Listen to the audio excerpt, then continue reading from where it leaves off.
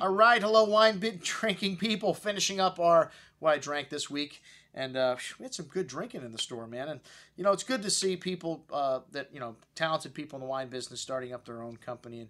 And Vinifera seems to be a breeding ground for this. A number of people that work for that company have started their own companies with a certain amount of success. And we wish Luigi the best.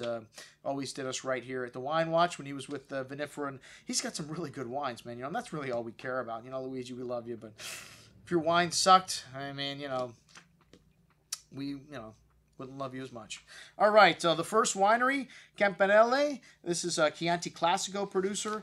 And really nice wild strawberry fruit on the nose here. This 2007 vintage, great vintage for Chianti. Really lovely kind of earthiness, a button mushroom and fresh herb kind of note there as well. Lovely bright red berry fruit on the tongue with a nice zesty finish. One of the things I love about Sangiovese, the freshness and the minerality of herbs really showing through on the finish as well. 100% Sangiovese, excellent juice. All right, the Salar A, which is a blend of Sangiovese and Malvasia Nero.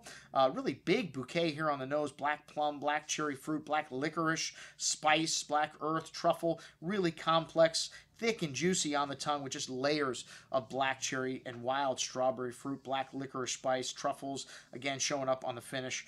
Most excellent juice, man. For 50 bucks, 04 is a great vintage in Tuscany. And I don't want to say starting to become mature, but, we've got some 07s and 08s, even 09s in the market. Hey, speaking of 09s, 09 Chianti Classico up next from Fontalpino. Still very young, but this is an assistant of Carlo Farini, and the vineyard's located in Greve in Chianti. A blend of 100% Sangiovese.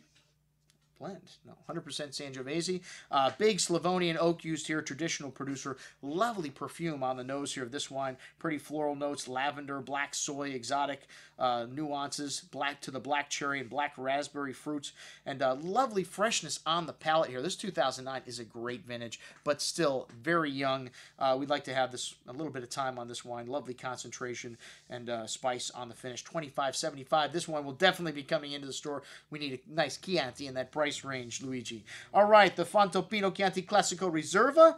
And Chianti Riserva just means you have to release it a year later. Usually it's your better wines as well. And this producer, that's exactly what it is, a selection of his better wines at 18 months in oak instead of 12. Well, an extra year, I guess it would be 6 would be the minimum for Chianti.